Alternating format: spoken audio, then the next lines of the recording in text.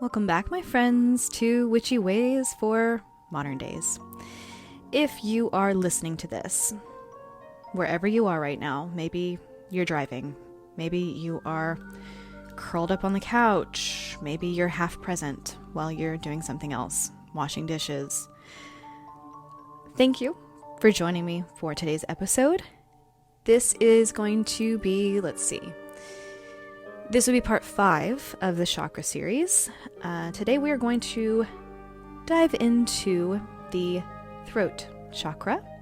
One of the ones that honestly doesn't get talked about enough, mostly because we're so concentrated on the more spiritual. But this is just as important as those. So we're going to talk about the throat chakra, the voice, the truth teller, the place where our inner world tries to find its way into our language. And if that already starts to feel like a weird thought or charged or even a little bit of an uncomfortable thought, yeah, that tracks.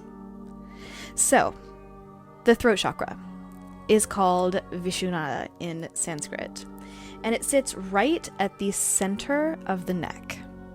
It hovers right between the heart and the mind, and I think that placement actually tells us all we need to know. It is a bridge. It's a bridge between the heart and the mind. It's where emotion meets thought and decides whether or not that thought is safe to become a sound. Whether it's safe to say something out loud, whether it's safe to be known. So much of our magic, our power, and our pain gets stuck right here. You can feel it when you swallow your words, when your chest is full of something and it rises up and then it stops. It tightens. You can't get it out. It's a constriction. It's the moment where your truth hovers behind your teeth and it decides not to come out no matter how hard you try. In witchy spaces, the throat chakra is often romanticized.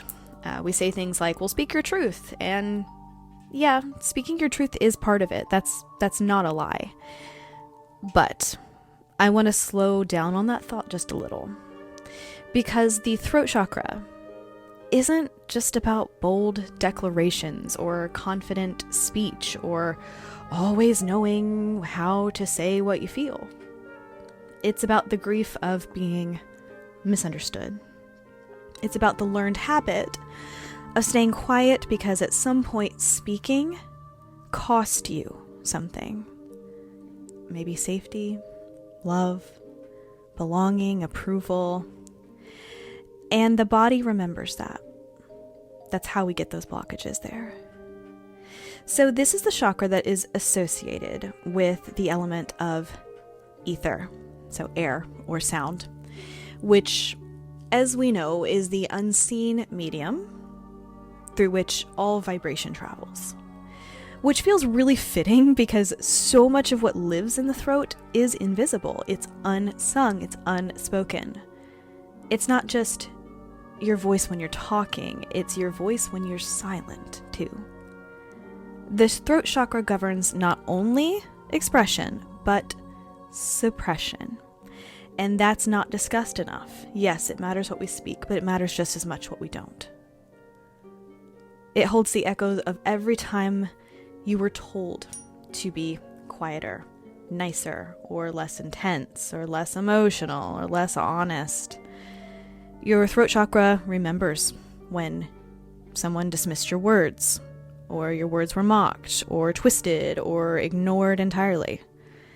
And it remembers when you learned that keeping the peace mattered more than keeping to your truth. A balanced throat chakra does not mean that you are always saying everything that comes to your mind, and that would be a mistake a lot of people make, and that's how you get yourself in trouble, friends. A balanced throat chakra means that you are in the right relationship with your voice. So you trust it, you listen to it, you let it exist without shame, without judging your voice too harshly. You don't abandon yourself in conversation. And when something matters, when something feels true in your bones, your body doesn't lock up at the thought of expressing it. There's flow, there's movement, there's a sense of your inner world being allowed to take up audible space. But when the throat chakra is blocked, and let's be honest, okay, most people have a blocked throat chakra, at least a little bit. So when we have this blocked throat chakra, you might notice certain patterns within yourself. You might notice difficulty speaking up, even when you do want to speak up. Over-explaining yourself or under-explaining. Feeling like people don't really hear you even when you're talking. Chronic throat tension. Your jaw clenching, your tight neck, you have tight shoulders. A voice that sometimes can feel shaky or strained or overly careful. People who are very careful with their words. Or on the other side of it, and this is just as important, it's just slightly different expression. People who talk too much, right? Talking too much, you're feeling silence compulsively because you can't stand silence. Using your words as armor instead of bridges. Both are signs of a throat chakra imbalance. Both are different ways of coping with it. What I find fascinating and honestly heartbreaking is how early in life throat chakra wounds tend to form. So in my work, in my Reiki work in particular with the chakras, you can start to see patterns, especially when you do enough sessions. You start to see patterns of how old certain energy and certain trauma storages are in people. And throat chakra balances and throat chakra imbalances seem to have childhood roots, even deeper than some of the heart chakra ones. And it does make sense. Once I thought about this more, once I thought about this over a period of years, our childhood is full of moments when we have to learn what's acceptable to say and what isn't acceptable, right? So maybe you were praised for being an easy child, mature, low maintenance. Maybe you learned that expressing yourself, so expressing anger, frustration, made things worse. Maybe you were one of those children who was talked over, corrected, told your feelings didn't make sense. Maybe you grew up in an environment where honesty was dangerous, where silence was the thing that kept you safe. Or, again, on the other hand, maybe you were the loud one, you were the expressive one, and you learned that your intensity was too much for people. And either way, the same message lands with the truth. We all get that same message inherently. And the message is this: be careful with your truth. Be careful what you say. And the throat chakra listens to that message. In magical practices, the throat chakra is deeply connected to spell work, to manifestation, and intention setting, because words are spells, even the ones that we never say out loud, especially the ones we never say out loud. Every time you swallow a truth, every time you lie to keep the peace, every time you speak against your own knowing, you are casting a type of spell on yourself. Not in some dramatic, spell book, grimoire, lightning bolt sort of way. Nah. It's a slow, quiet culmination of power. And the body absorbs it. The energy adjusts around it. And over time, it does become harder to tell what you actually feel versus what you've trained yourself to feel and then say. And that's why authenticity is so energetically expensive when you're not used to being honest, right? When you're not used to being yourself.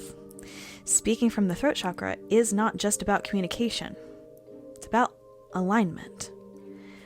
When you say what you feel, what you think, and when that doesn't match, it creates internal static.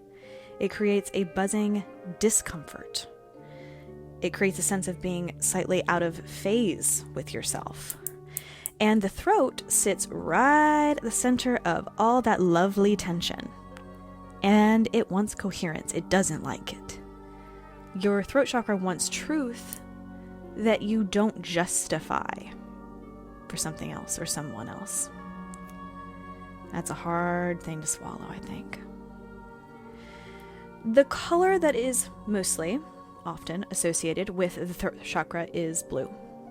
Now, the blue is debatable, okay? Some people are going to say this is a sky blue, ocean blue, endless expanse kind of blue, okay? Some people say it's a bit darker. I don't think the color and the shade matter so much, to be honest with you. I've seen many different shades of blue within people's chakras. I think that it's such an array that the difference doesn't matter. I don't know if the difference means anything other than the fact that someone's energy looks different from somebody else's. I love the fact, though, that blue is the symbolism for the throat, because blue is a spacious color, right? Think about it. Blue is a calm color. It's vast. It's like the ocean. A balanced throat chakra doesn't feel tight or sharp. It's supposed to feel open, expansive, breathable, wide enough to hold nuance.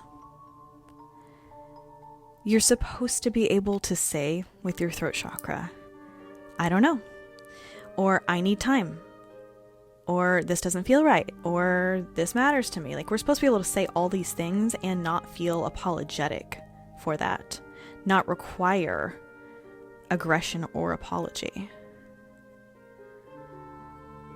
There's also a very deep connection between the throat chakra and listening, which does not get talked about enough. True expression requires true reception. Because if you don't feel heard, your throat chakra will eventually stop offering its truth, right? If you do something long enough with no results, you're going to stop doing it. And sometimes that means the work to correct a throat chakra isn't just about finding your voice at that point. It's about noticing who you feel safe using your voice with. Not everybody deserves access to your inner world. Discernment is not silence. Boundaries are not dishonesty. They're just not. A healthy throat chakra knows when to speak and when to remain quiet. Not out of fear, but out of self-trust. I think one of the most witchy things about the throat chakra is its relationship to names. So names are powerful. Naming something calls things into being. Naming makes the invisible visible. When you name an emotion, it becomes more workable. When you name a boundary you have, it becomes more real. When you name desire, that desire can start to shape your reality. On the flip side, when you refuse to name something, whether it's a truth, a hurt, a longing, it doesn't just disappear. It waits. Usually in the body. Usually in the throat chakra. And if you've ever felt a lump in your throat when you're emotional, that is not a poetic metaphor. It's literal energetic congestion. It's unexpressed feeling pressing up against that energy gate. So the body's saying, well, this wants to move. This energy has to move. Sometimes you let it. We let it. We cry. We speak. We shake. Sometimes we don't. Sometimes we smile. We swallow. We move on. And again, the throat remembers that. In astrology systems, the throat chakra is interesting because it's linked to Mercury. So Mercury as a planet is the planet of communication. It's the planet of intellect, language, perception. But unlike purely mental communication, the throat chakra expression comes from embodiment. It's not just about what sounds good, it's about what feels true to you. And that's why it can be so uncomfortable to say what is true for you. We all know truth doesn't always come out polished. Ooh, I wish it did. Sometimes the truth trembles. Sometimes your truth contradicts what you said yesterday. Sometimes your truth changes. A balanced throat chakra allows evolution here. It doesn't demand consistency at the cost of your personal honesty.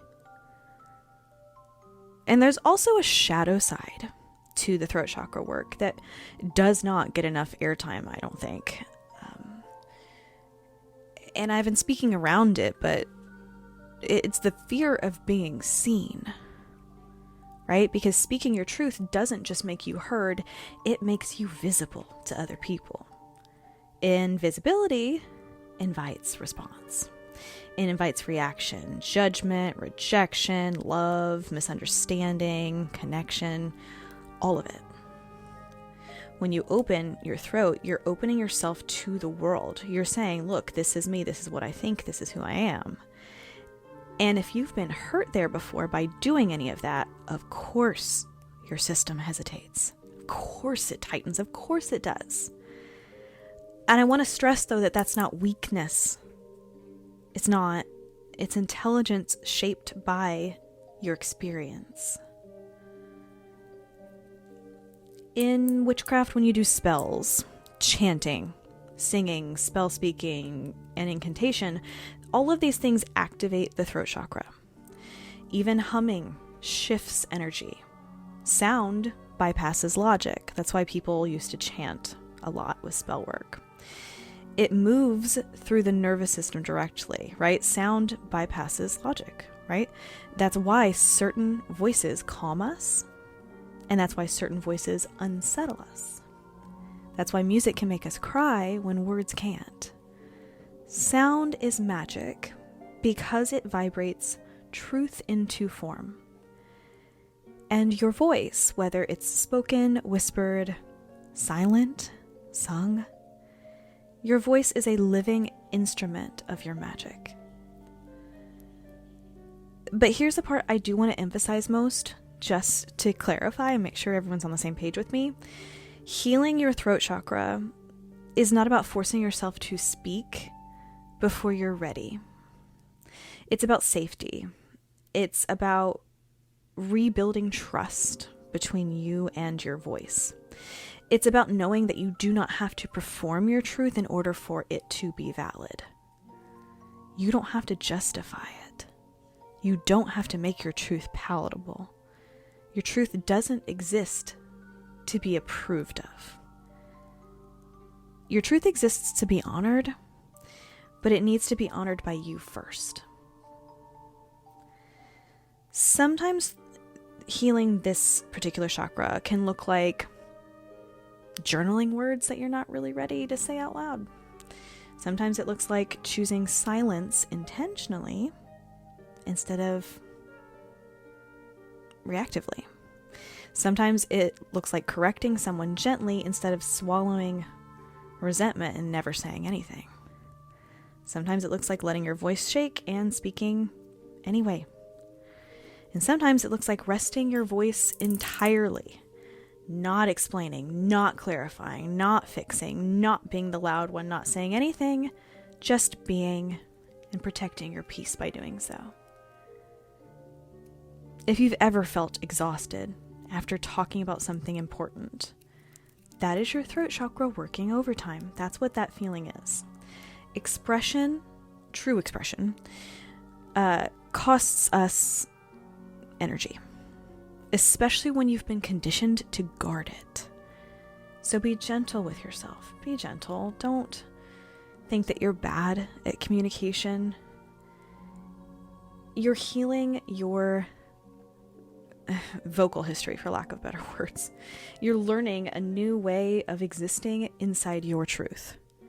And that takes time. It takes effort. It takes practice.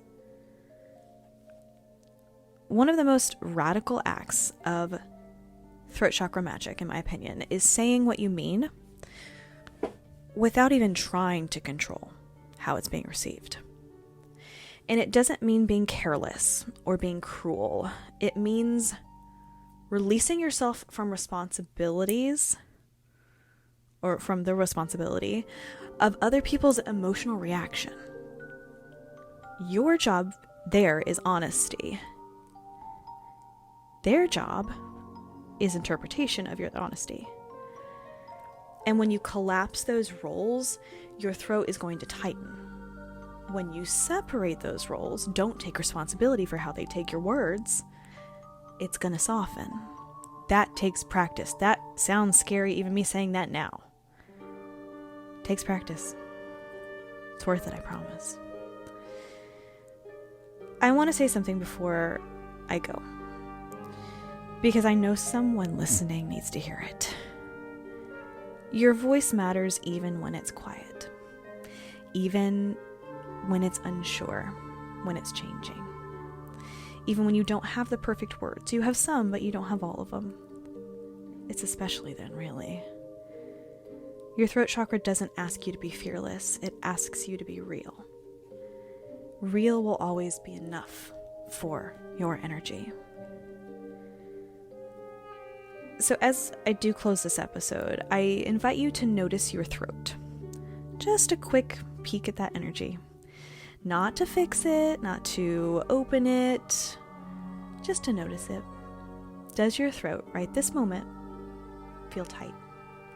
Does it feel relaxed, neutral, warm, tired? Whatever the answer is, let that be okay. Awareness itself is okay for now. The more you listen to your voice, internally and externally, the more your voice is going to trust you with the truth that it's been holding on to. I want to thank you for sitting with me in this interesting episode space today, for letting my words kind of move through the ether, move into your brain, maybe into your breath, maybe into your body. And if this episode did resonate with you, I want you to bring it somehow into the next few days in whatever way feels right to you. Whether it's just a couple thoughts about the conversation, whether it's about a quiet moment of honesty with yourself, pushing yourself towards honesty. And if this has stirred up some tender feelings, I apologize, but I want you to know that you're not alone in that. This is a sensitive chakra for me too. It's where we learn to meet ourselves with compassion, even when sometimes we don't feel we deserve it. Until next time, friends, please stay grounded, stay curious, stay as witchy as you possibly can. I'll meet you back here next week. Have a wonderful, blessed day. Blessed be.